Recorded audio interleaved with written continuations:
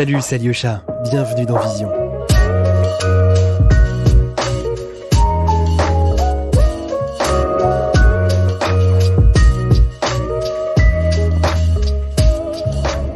Très content de vous annoncer que ce podcast a été réalisé en partenariat avec Adobe. Photographie, design, illustration, vidéo, 3D, réalité augmentée, Adobe Creative Cloud, c'est tous les outils dont vous avez besoin pour exprimer votre créativité. Vous avez un lien dans la description pour faire un essai gratuit pendant 7 jours. Merci à Adobe et c'est parti pour le podcast. Bonne écoute.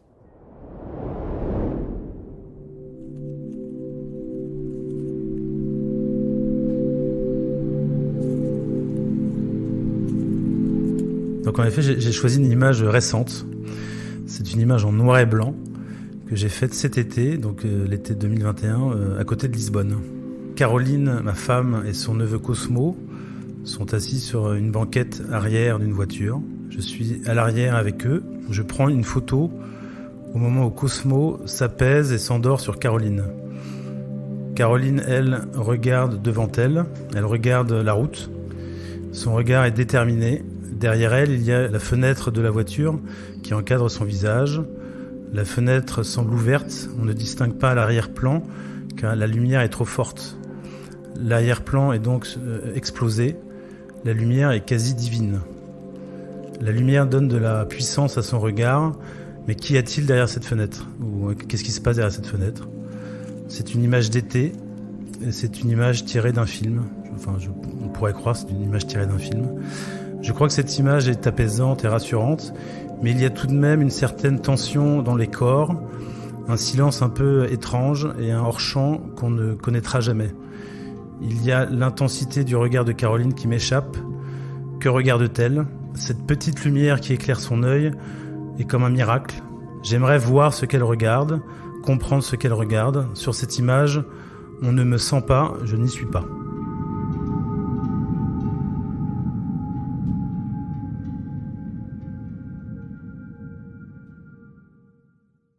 Je suis Julien Magre, je suis né en 1973 et j'ai vécu une enfance tout à fait normale en banlieue parisienne. J'ai un frère, j'ai fait beaucoup de sport quand j'étais enfant et adolescent à haut niveau. Et après j'ai fait des études normales, lycée, collège, lycée. Et puis après en effet je suis rentré dans une prépa d'art appliqué et ensuite je suis rentré aux Arts décoratifs de Paris où là j'ai fait du graphisme et de la photo, les deux mélangés. Et c'est vrai qu'en sortant, en finissant ces études, j'ai eu beaucoup de rencontres qui ont fait que mon parcours existe aujourd'hui, surtout mon parcours artistique. Et donc, notamment en sortant des arts décoratifs, je suis rentré dans un collectif à l'époque qui s'appelait Luce, qui a été fondé par Édouard Copeil, c'est encore un photographe, un portraitiste. Et à partir de là, c'est vrai qu'il s'est passé des milliards de rencontres décisives qui ont fait qu'aujourd'hui, je ne fais que de la photo. J'ai totalement arrêté le graphisme. Mais j'ai une pratique de graphisme assez intense avec ma femme notamment. On a beaucoup bossé dans l'édition. À partir de, on va dire, des années 2000 jusqu'à aujourd'hui, il y a eu plein de rencontres. Il y a eu Édouard Copeil au départ. Ensuite, il y a eu Fanny Escoulène que j'ai rencontré chez Métis, à l'agence Métis, qui m'a beaucoup aidé. Après, il y a eu des gens comme Christine Ollier aussi, qui travaillait à l'époque aux Filles du Calvaire. Mon éditeur, qui est toujours aujourd'hui le même, Patrick Lebescon. Françoise Vogue aussi, que j'ai rencontré via le PMU. Voilà, il y a eu beaucoup de rencontres. Et puis, en 2017, je rencontre deux personnes extrêmement importantes. C'est Catherine et Jacques, qui sont fondateurs de la galerie du Réverbère à Lyon. Et donc, je suis rentré dans cette galerie en 2017. Voilà, depuis 2017, on va dire que mon parcours artistique se précise encore plus, ma démarche aussi. C'est vrai que toutes ces rencontres ont fait que mon travail, je pense, existe aujourd'hui. Et surtout, ce travail qui est très intime existe grâce à toutes ces aides, on va dire, et tous ces soutiens qui m'ont vraiment poussé, on va dire, voilà, encouragé. Et oui, il y a une personne aussi qui est absolument décisive. Il y en a plein d'autres que j'ai sans doute oublié, mais il y a Fred Jourda qui est un tireur qui travaille chez Picto à Paris, que j'ai rencontré il y a pareil quasiment 20 ans, 18 ans, il me semble, pour être précis, et qui fait tous mes tirages depuis, donc les tirages d'exposition, les tirages de vente, etc. Et c'est vraiment quelqu'un qui m'accompagne aussi dans ma démarche, qui a un œil très aguerri et qui est de conseils absolument prodigieux et extrêmement important, quoi, dans mon regard sur la couleur, sur la manière d'aborder la couleur, etc.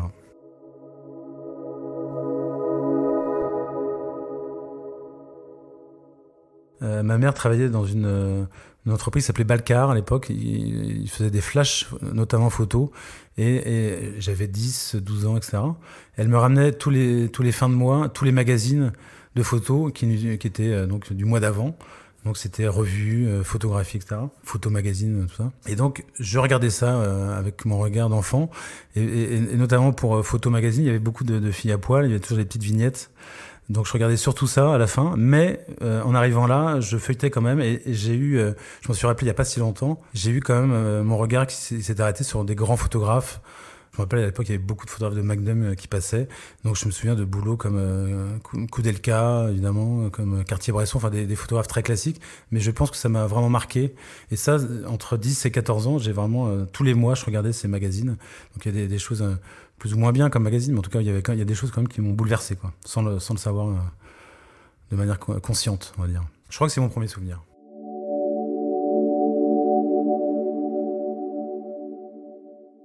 Alors c'est vrai qu'il y a une période où j'achetais énormément de livres de photos, ce que je fais beaucoup moins, donc je suis moins attentif à tout ça, j'ai l'impression, ces derniers... Et puis avec le Covid, ça n'a pas dû aider, mais on va dire qu'il y a, dès le début de ma pratique, et encore aujourd'hui, il y a quand même 3-4 photographes qui sont toujours là. Ce sont des photographes assez classiques, mais que j'admire encore. C'est Eggleston, évidemment. William Eggleston, que j'ai découvert aux arts décoratifs quand j'étais étudiant. D'ailleurs, je te raconterai, si tu veux, une anecdote à ce sujet assez extraordinaire. Et Robert Frank, pour moi, c'est magnifique. Et puis après, il y a des photographes comme Stéphane Duroy, que j'aime beaucoup. Dolores Mara aussi, que j'admire. Et un photographe que, pareil, j'ai regardé son bouquin récemment, enfin un de ses bouquins, c'est Paolo Nozzolino. J'ai une grande fascination pour son travail. En littérature, je suis une grande passion pour, notamment un livre de Jack London qui est assez méconnu, qui s'appelle Martin Eden, qui est un chef-d'œuvre absolu. Très attaché aussi à Jim Harrison, j'aime beaucoup, Marguerite Duras. Et puis il y a un livre sur lequel je me suis appuyé pour un projet qui s'appelle Les Travailleurs de la mer de Victor Hugo, qui est aussi pour moi un chef-d'œuvre absolu.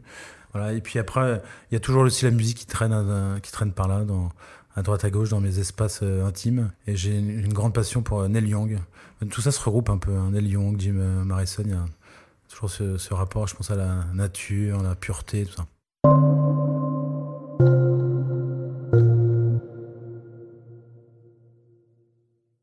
J'ai eu plusieurs rencontres, mais une qui est quand même assez exceptionnelle. J'ai plus la date en tête, je dirais que c'est autour de 2013, par là.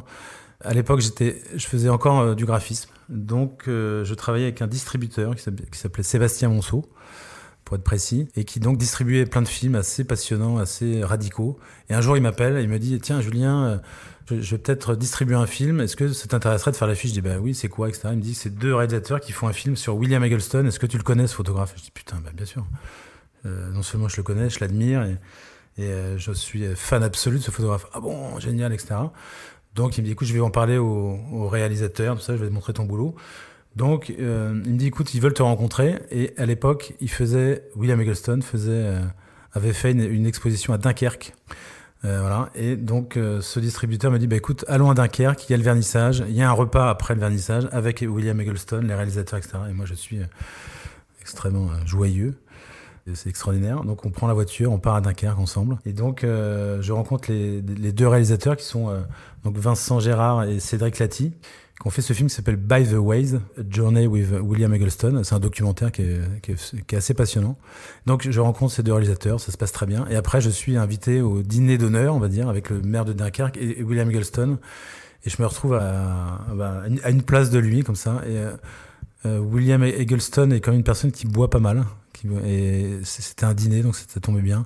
Donc on se retrouve dans cette salle, je sais plus, limite salle des fêtes de Dunkerque, quoi, avec sa traductrice, les réalisateurs. Vraiment, c'était assez officiel, on va dire. Et tout d'un coup, à la fin du repas, les gens se lèvent, etc. Et là, moi, je suis aussi un peu sous. Et donc, je vais voir William Eggleston. C'était un moment magique. Mon anglais n'étant pas très bon, mais meilleur étant sous, on va dire. Donc je me lance, et donc je me mets à côté de lui et on commence à discuter. Donc je lui dis que je suis photographe, et puis à l'époque, faisant du graphisme et de la photo, j'avais une certaine frustration. J'étais, je vais pas au fond des choses, etc. Donc je lui parle de ça. Je lui dis, Monsieur Eggleston, voilà, j'ai un problème, je suis graphiste et photographe. Et du coup, je me considère un peu comme un photographe de dimanche. Et il me dit, mais je sais plus la manière dont il me le dit, mais il me dit, mais Et c'est exactement ce que je suis depuis que je fais de la photo. Et c'est très bien d'être un photographe du dimanche. Il faudrait n'être qu'un photographe du dimanche. Et ça a été une leçon, ça paraît un peu anecdotique, mais c'est vrai que ça m'a beaucoup servi par la suite, quoi, de garder cet aspect presque d'amateurisme et de fraîcheur par rapport à son regard. Et je trouvais ça extraordinaire. Donc après, on a parlé, on a picolé ensemble. Et j'ai fait un portrait de lui que je pourrais t'envoyer, si tu veux. Un peu à la volée comme ça, mais que j'aime énormément. Voilà, donc c'était une rencontre assez courte, mais magnifique.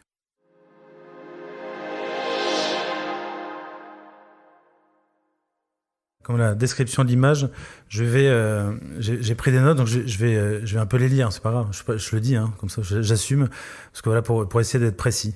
La personne qui m'écoute, là, ou l'auditrice ou l'auditeur, je dirais qu'en somme, je ne photographie quasiment que ma famille et des paysages, a priori. Je fais surtout de la photographie couleur, mais le noir et blanc commence à s'initier dans mon travail. Je n'enregistre que des moments de vie simple, des moments un peu flottants, des entre-moments, j'appelle ça un peu des entre-moments, et je considère que ce sont des images silencieuses.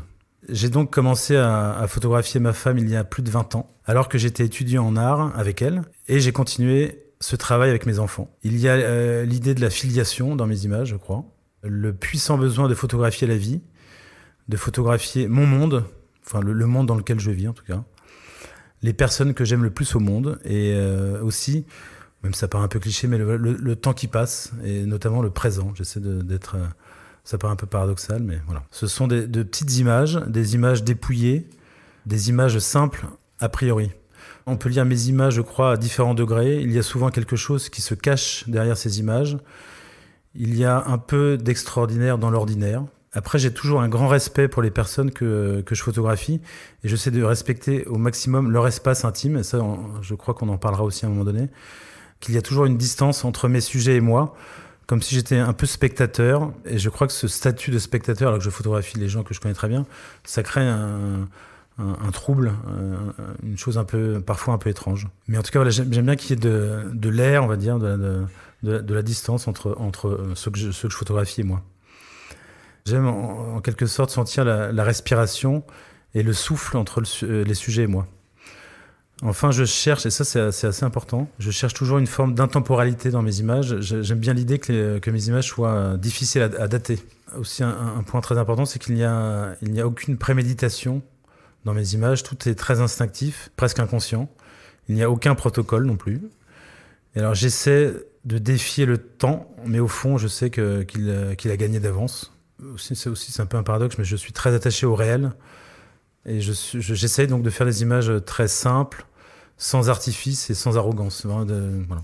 Je crois qu'il y a dans mes images de la tendresse, mais malgré tout, j'ai quand même besoin d'une certaine tension. Une tension entre les personnages quand ils sont ensemble, entre les corps, entre les espaces et ces corps. J'aime bien qu'il y ait de la tension dans les regards, même si ces regards sont parfois évoquent de la rêverie, mais il y a quand même s'ils regardent ailleurs, il y a quand même une tension dans ces regards. Et puis, vraiment, ce qui est important, évidemment, c'est... je ne parlerai pas de composition dans l'image, mais de rythme dans l'image, comme une musique. Au fond, je crois que j'aime bien disparaître derrière ces images, c'est-à-dire de ne pas exister. Ça rejoint l'idée du spectateur. Voilà. Vous écoutez Vision, podcast de la photographie contemporaine. J'ai pas pris le temps de vraiment définir l'intimité. L'intime, c'est quand même un sujet très vaste. Mais en tout cas, en réalité, je montre très peu de choses de ma vie intime. C'est vrai que je questionne peut-être l'intime au sens un peu universel. C'est-à-dire quand on voit mes images, on se dit tiens, j'ai l'impression de voir des choses que je vis ou que j'ai pu vivre. Mais en réalité, le paradoxe, c'est que je ne choisis pas forcément ces moments-là. C'est-à-dire que je pourrais dire qu'ils s'imposent un peu à moi. C'est-à-dire que je ne vais pas aller chercher un événement intime. Et en réalité, je pense que ce sont des moments où justement les regards, ce que je disais un peu avant, sont vagues, en tout cas parfois vagues, où il n'y a pas de jugement dans ce que je regarde, où on sent que les corps se relâchent. Et ce sont ces espaces-là que je photographie. En réalité, c'est pas vraiment des moments intimes. Pareil, je pense qu'on va en parler après, mais ce sont pas des images, au sens où je l'entends, c'est-à-dire qu'il n'y a pas de moments de famille qui sont importants dans cette définition-là, quoi.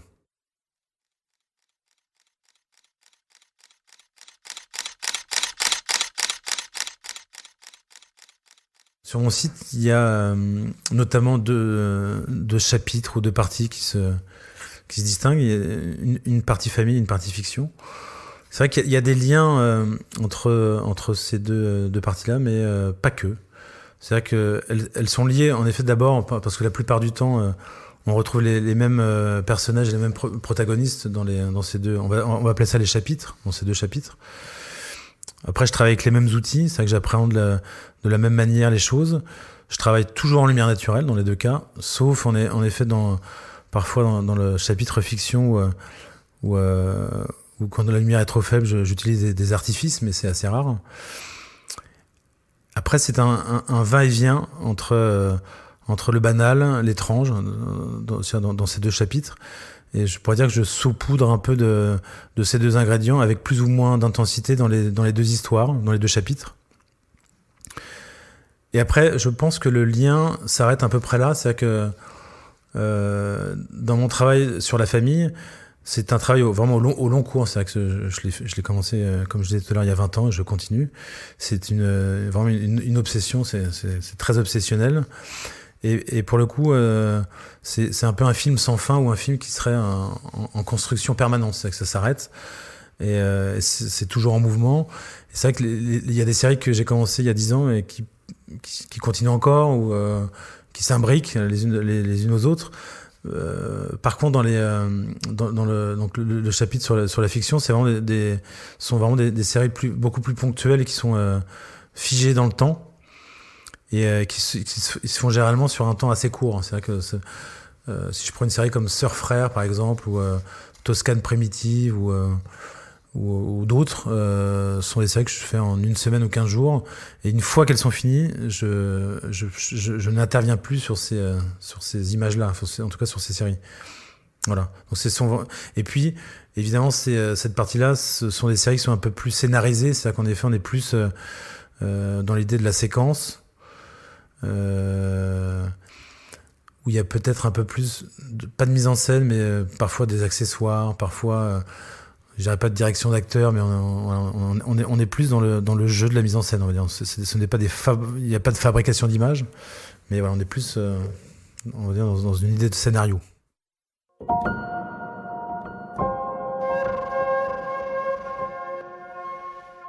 Cette série, en effet, au départ, c'est une série, c'est pas un livre, qui s'appelle Caroline, histoire numéro 2. Je l'ai faite entre quasiment 99 et 2010, en gros. C'est quasiment 11 ans de photographie.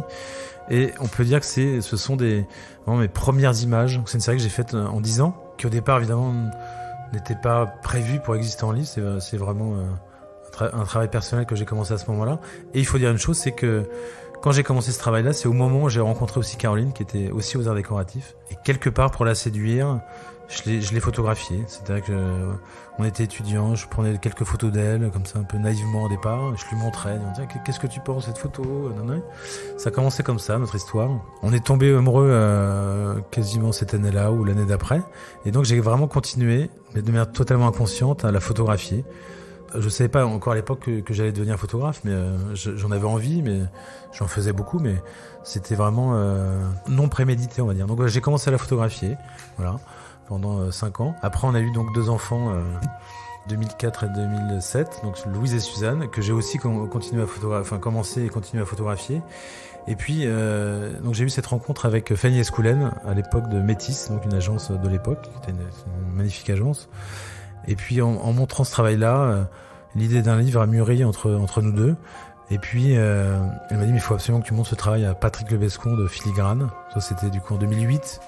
C'est ce que j'ai fait. D'abord, il n'a pas voulu publier le livre en disant parce que j'ai dû montrer des bouts d'images. Je sais plus comment c'est passé. C'était peut-être 4 ans avant. Enfin, c'était pas assez mûr. Donc on y est retourné ensemble. Cette fois avec une maquette, une pré-maquette et tout. Et donc il a accepté de faire ce livre. On a, Fanny et moi, beaucoup travaillé sur l'editing, parce qu'il y avait quand même quasiment 10 ans d'images, beaucoup d'images, en argentique à l'époque. Et donc on a fait un travail énorme d'editing et d'ordre aussi. C'était un travail gigantesque. Et puis après, en effet, étant graphiste, j'ai travaillé donc sur la maquette, pareil sur le format du livre, le choix du papier, sur la couverture, enfin bref. Et donc on a fini par faire ce livre et qu'on a imprimé de mémoire en 2010. en Italie, chez un super imprimeur. Et c'était un moment extraordinaire. Je me rappelle, Patrick Lebescoux m'avait dit à l'époque, tu verras, un premier livre c'est toujours très angoissant. Mais tu verras, c'est comme quand un enfant naît, c'est qu'une fois qu'il sort de la machine, il t'appartient et on peut plus revenir en arrière. Et du coup, je dis merde, ah oui c'est vrai, parce que je me rappelle j'avais beaucoup de regrets quand le livre était imprimé. Je dis merde, est-ce que c'est pas trop petit, enfin bref, plein de questions comme ça. Aujourd'hui, c'est évidemment la plus belle déclaration que j'ai fait et que je puisse faire à une femme. Et c'est aussi un peu, je le dédicace à la fin, ce livre. C'est un peu comme un livre témoin, c'est-à-dire que je le dédie aussi à tous mes enfants et mes petits-enfants. C'est-à-dire que je trouve ça extraordinaire que Louise, par exemple, puisse le montrer à ses petits-enfants. C'est un très beau témoignage aussi. Mais c'est vrai qu'avant tout, pour moi, une des plus belles preuves d'amour, je crois, qui reste dans le temps, en plus.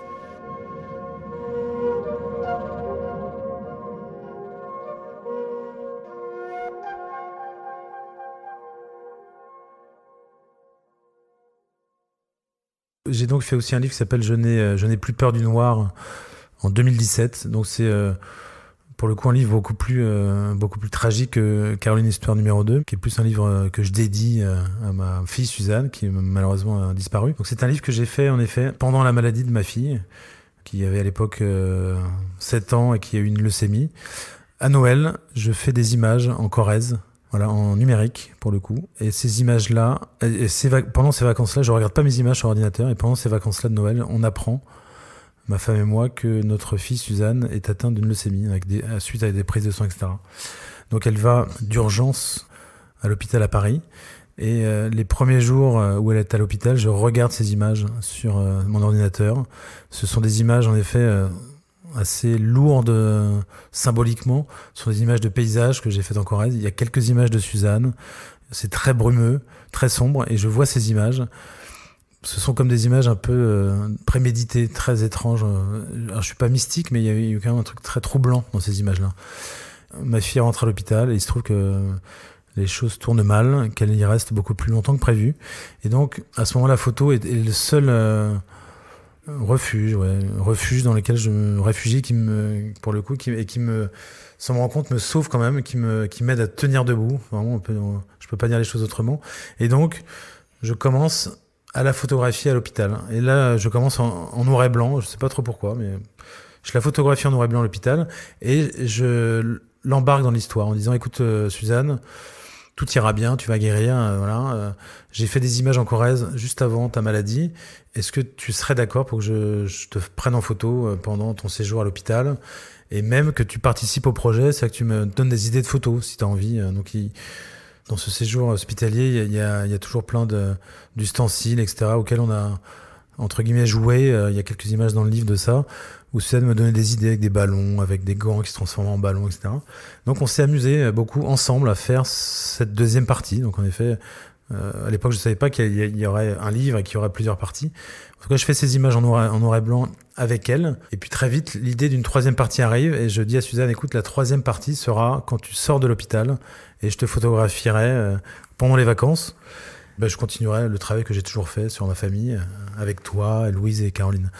Sauf que malheureusement, évidemment, les choses ne sont pas passées comme ça. Elle est malheureusement partie fin juin 2015. Et donc, je me retrouve avec toutes ces images d'avant sa maladie, de pendant sa maladie. Et là, pareil, comme une sorte de combat intérieur, je me dis, il faut que je fasse ce livre en hommage, et puis pour elle. C'est-à-dire que ce serait, après cette déclaration d'amour, ce serait là une déclaration de vie, et puis un hommage magnifique, je crois. Enfin, voilà. Et donc, je décide de faire des photos quand même dans cette première partie, sans elle. Et donc, on part cet été-là en Suède, dans le sud de la Suède, et je fais cette troisième partie où il n'y a quasiment que des paysages. Et c'est vrai que là, depuis ce moment-là, il y a une partie de mon travail où il y a beaucoup de paysages, de plus en plus de paysages. Voilà. Et le noir et blanc aussi est arrivé aussi à ce moment-là. Le titre du livre, c'est Vient de Suzanne. C'est-à-dire que le troisième jour où elle est seule, quasiment à l'hôpital, on n'a pas le droit encore d'y dormir, elle nous dit, elle me dit un jour, écoute papa, depuis que je suis à l'hôpital, je n'ai plus peur du noir. Voilà, et à cet âge-là, c'est vrai qu'on est assez effrayé par ça. Et c'est une phrase qui m'a évidemment bouleversé, que j'ai choisi en titre de ce livre, qui évidemment est très symbolique.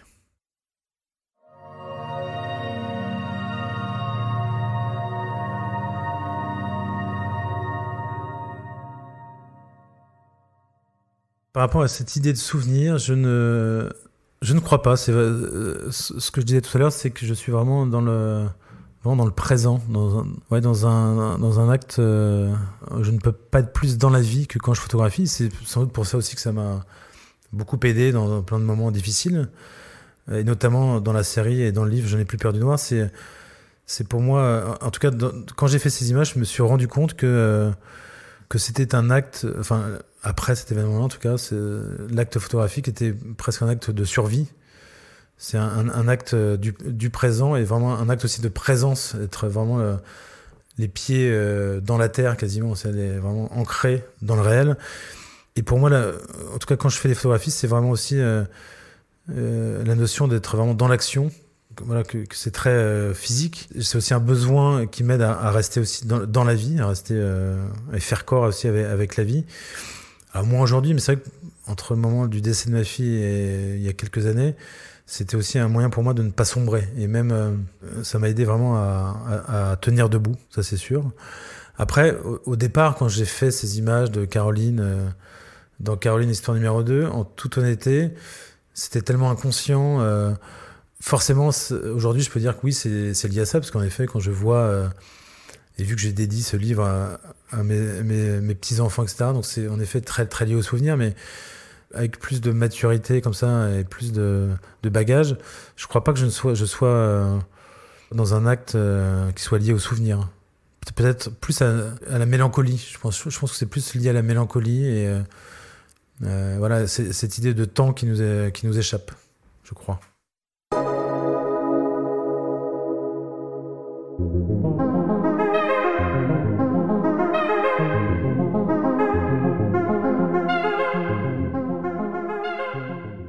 En effet, pour cette série-là que j'ai mis récemment sur mon site, d'ailleurs, qui n'existe pour l'instant que sur mon site, j'aimerais bien l'exposer, cette série, mais ça, c'est autre chose. Alors, pour ça, c'est vrai que il faut savoir, comme je le disais au début, que je travaille beaucoup en argentique.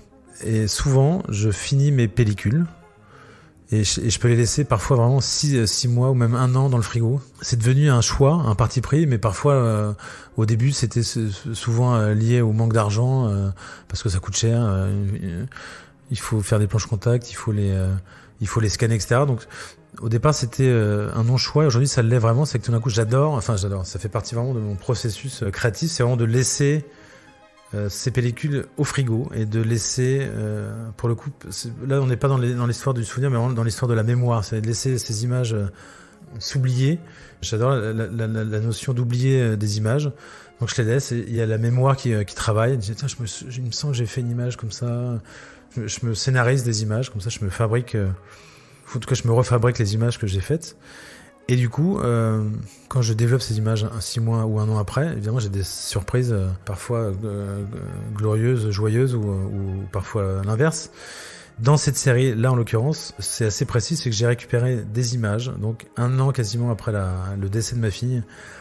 Et quand j'ai vu certaines de ces images, évidemment, il y avait encore des images de ma fille vivante, auxquelles je n'avais pas pensé, que j'avais oublié d'ailleurs, et ça a été... C'était un choc, même quelque chose de terrifiant, auquel j'avais beaucoup de mal à me confronter. C'est vrai que c'était quasiment impossible de regarder ces images-là. Et il m'a fallu beaucoup de temps même pour revoir des images de souvenirs, etc. Donc en tous les cas, cette série, elle naît vraiment de ça. C'est que tout d'un coup, un jour, quelques mois après, je suis retourné dans ces planches contact et je me suis aperçu que j'étais capable à nouveau de regarder ces images. Et il y a eu cette notion en me disant, tiens, le temps a fait son chemin, et et j'aime bien cette formule, hein, le temps a un peu épuisé ma tristesse. Tout d'un coup, voilà, ces années-là m'ont permis tout d'un coup de renaître quelque part, de ressurgir de quelque chose. Et donc, j'ai pris toutes ces images, qu'il y en avait un paquet, et donc j'ai construit cette série. Et là aussi, ça rejoint aussi cette notion du présent, c'est que tout d'un coup, d'être capable à nouveau, à ce moment-là, de regarder ces images, de les montrer, tout ça, c'est une manière de dire, voilà, ça y est, je suis vraiment à nouveau dans le présent, et je suis plus justement dans dans l'avant ou dans la projection, etc.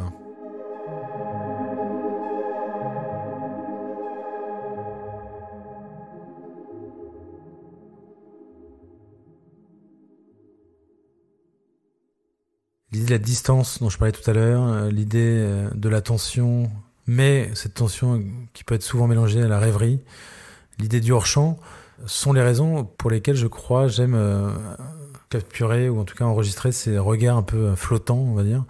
Ça rejoint tout ça, c'est que tout d'un coup, photographier une personne qui regarde en dehors de l'image, moi c'est une question qui me passionne. C'est qu'est-ce qui se passe derrière l'image ou à côté de l'image ou hors de l'image, comme ça je l'ai écrite au départ. Dans cette série-là, en l'occurrence, c'est vrai qu'il y a beaucoup plus de regards qui se confrontent aux miens, si je puis dire. Et beaucoup de ces images-là ont été faites donc après le décès de Suzanne ou pendant ou machin, ou même pendant. Et je crois que c'est peut-être, si j'ai réfléchi, lié à ça. C'est que tout d'un coup, j'ai eu besoin, pendant la maladie de ma fille, après, etc., me confronter à un réel beaucoup plus vivant, je crois. De regarder l'intensité de personnes que j'avais en face et de peut-être être moins dans la rêverie et d'être... dire aujourd'hui j'ai besoin de complicité avec l'autre, peut-être aussi de radicalité, d'être moins aussi peut-être dans la métaphore ou dans le symbole, etc., mais vraiment d'être confronté au réel aussi et de la personne que j'ai en face. C'est peut-être lié à ça. Dans mes images plus récentes, j'interviens avec mon corps, c'est que parfois je fais rentrer des mains, etc. Et c'est sans doute peut-être aussi ce besoin aussi, je dirais pas d'exister, mais en tout cas d'être beaucoup plus ancré dans la vie, ou peut-être de passer de spectateur à acteur, c'est-à-dire voilà, j'ai besoin aussi d'exister. Vous écoutez Vision. Suivez-nous sur Instagram pour plus de news et de photos. Ma photographie, je pense qu'elle vit de manière autonome. En tout cas, elles peuvent vivre seules. Pas dans toutes les séries, mais dans certaines séries, ce sont les images qui me donnent l'élan pour écrire un texte. Et d'ailleurs, j'écris souvent les textes bien après avoir fait les images, c'est jamais en même temps. J'écris même souvent les textes sans avoir les images sous les yeux, c'est presque... Ça rejoint les mémoires, c'est que j'ai une série en mémoire et du coup, je vais écrire un texte par rapport à cette série-là. Et ça peut être fait pendant, mais souvent, c'est fait des mois après, quoi. Pour moi, les textes, c'est une autre partie du cerveau qui travaille. C'est-à-dire que je suis plus du tout dans l'action et dans l'urgence. C'est comme si les images étaient associées au corps et les mots à l'esprit. C'est-à-dire que c'est vraiment deux choses totalement différentes. Et je dirais même que même le texte est quelque part, elle est aussi une image. C'est-à-dire que ce serait peut-être l'image qui manquerait. Je pense que tout d'un coup, ça serait... il y a la série, il manque une image qui serait peut-être le résumé de toutes ces images, et le texte viendrait condenser toutes ces images-là. C'est vraiment cette idée. Et le texte, comme les images, est tout à fait, pour moi, en tout cas autonome. Il peut se lire sans les images et vice-versa. Donc c'est...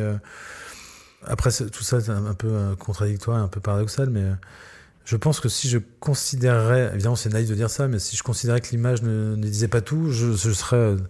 je pense, très frustré.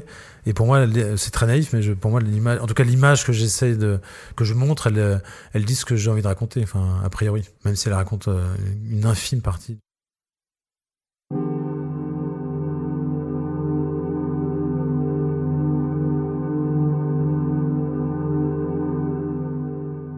Pour te parler d'une dernière série, non pas que j'ai faite, mais en tout cas d'une dernière série qu'on va évoquer ensemble, c'est une série qui s'appelle Trouble. Et donc là, en effet, on est dans la partie, dans le chapitre fiction. Donc c'est une série qu'en effet, je pourrais associer à une série un peu cinématographique. Donc je te dis juste le cadre hyper rapidement de cette série. C'est une carte blanche qui a été offerte par les autoroutes Vinci au BAL. Et le BAL était le lieu où les photos et les artistes allaient être exposés. Et donc j'ai été sélectionné parmi 5 artistes à faire un projet donc autour des autoroutes. Il y avait quand même de très grands artistes, notamment Antoine D'Agata, Sophie Calle, Stéphane Couturier et Alain Bublex. Donc c'était pour moi, j'étais un peu le genou de l'équipe, donc c'était fantastique.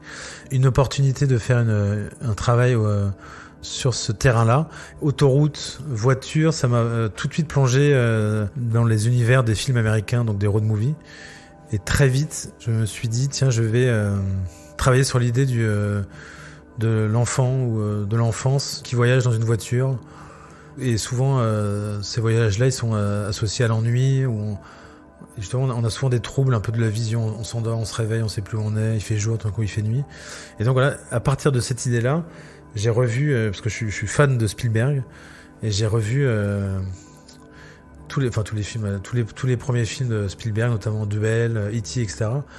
Je me suis aperçu que la photographie de ces films était quand même assez extraordinaire. Et donc, à partir de ça, j'ai fait plein de captures écran, j'ai revu les films, etc. Et voilà, l'idée vraiment de créer une espèce de fiction autour d'un road movie m'est venue assez vite. Et donc, en effet, c'est tout à fait différent des séries que je peux faire sur la famille. J'ai vraiment construit cette série quasiment comme un film. C'est-à-dire que j'ai fait des repérages, j'ai utilisé plein d'accessoires, d'artifices, j'ai même écrit certaines scènes, etc. Et j'ai vraiment construit la série comme un film avec un début et une fin, en travaillant ce que je faisais pas forcément avant, de nuit. Il y a beaucoup de photos de nuit.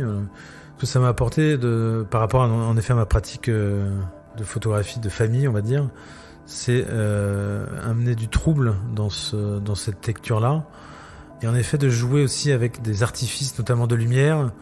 Ça, aujourd'hui, c'est pas une chose que j'utilise beaucoup dans mon travail sur la famille, mais en tout cas, ça me questionne. Tiens, est-ce que tout d'un coup, la suite, ce ne serait pas de construire mes images avec, en effet, plus d'artifices, plus d'accessoires, peut-être des contextes qui sont pas du tout liés à la famille, des contextes plus étranges, voilà, c'est une question en effet que je me suis posée à ce moment-là, que j'ai pas encore abordée, mais concrètement, mais voilà. Il y a aussi une chose auquel on n'a pas parlé, c'est j'essaye, alors c'est très dur parce que je dis ça mais je n'y arrive pas vraiment, c'est en effet j'essaye de pas m'enfermer dans des tics photographiques ou dans des photographies trop codées ou trop stéréotypées. Voilà. Donc ça, ce sera en effet un magnifique moyen d'y échapper. Après, je te dis ça, mais malgré tout mes images, elles ont... je parlais de protocole et que justement je n'avais pas de protocole, mais malgré tout je suis quand même... j'utilise toujours le même appareil photo, toujours la même pellicule, ce sont toujours ma famille, etc. Mais c'est encore une fois, c'est une telle obsession que... Et puis évidemment, bon, à part cette tragédie, mais de voir Louise qui grandit, de voir mon rapport qui change avec Caroline et qui est de plus en plus passionnant, etc.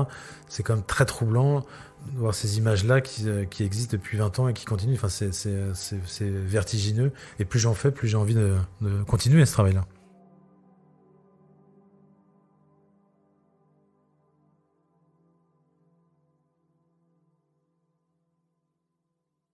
C'est vrai que par rapport à cette question d'esthétisme, c'est une notion dont je me méfie beaucoup en photographie.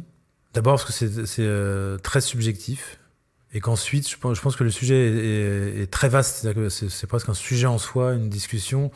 Et c'est à la fois très subjectif et tellement lié aussi à la culture de chacun. C'est que, en tout cas, alors si on parle de beauté dans la photographie, tout ça, c'est une chose auquel je me méfie. En tout cas, je redoute cette histoire d'esthétisme. Ce n'est pas, en tout cas dans ma photographie, ce qui peut paraître aussi un peu contradictoire, quelque chose que je vais chercher ou que je provoque ou qui m'anime. Vraiment, c'est pour le coup, dans ma photographie, j'essaye, je dis bien j'essaye d'atteindre une vérité ou une humilité. Du coup, la beauté, elle passe peut-être plus par ça, c'est plus par l'image que par la forme de l'image. C'est un point de vue. C'est vrai que moi, mes images, je les travaille pas du tout. Alors, pour moi, aujourd'hui, c'est quand on travaille en numérique, l'esthétisme peut avoir une part importante dans cette démarche-là. Alors moi, c'est vrai que je retouche, que ce soit en argentique ou en numérique, je travaille très peu mes images, c'est qu'elles sont telles qu'elles ont été faites. Enfin voilà. Après, je ne vais pas dans la surenchère de la couleur, etc. C'est quand même assez neutre, on va dire, a priori. Par ailleurs, dans mes images, une chose dont je suis très attaché, c'est qu'il y a une très grande profondeur de champ. C'est-à-dire qu'il y a pas de flou. En arrière-plan des images, c'est qu'on a une image qui est très, en tout cas pas séduisante, je crois, au premier abord, comme ça. Ce qui est plus important que la forme ou l'esthétisme, c'est vraiment la notion de plaisir dans mes images. C'est ça qu'on n'en a pas parlé, mais le plaisir, pour moi, c'est le moteur absolu de la raison pour laquelle je fais des images. C'est même vraiment le point de départ. Et je pense que c'est vraiment ce plaisir-là qui me donne envie de faire des images plus que de chercher l'esthétisme dans la photographie, enfin a priori.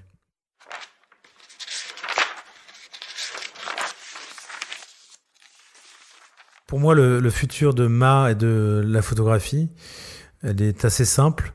C'est que pour moi, j'envisage en tous les cas la photographie comme un mode d'expression qui se doit d'être incarné.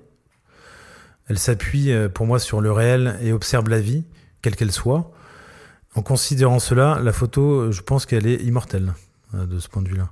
C'est un médium, en plus, en ce moment, ce qu'on disait tout à l'heure, qui ne cesse de se réinventer et qui évolue et trouve sans cesse de nouvelles formes plastiques et de monstration. Donc pour moi, en effet, c'est un mouvement continu. Il y aura des cycles, mais elle est en effet, pour toutes ces raisons-là, immortelle. Et vraiment, pour ma part, j'associe la photographie au rêve et à la rêverie, et je crois que je vais rêver encore longtemps. Dans mes photos, il fait plus ou moins beau, mais en ce moment, il fait toujours beau.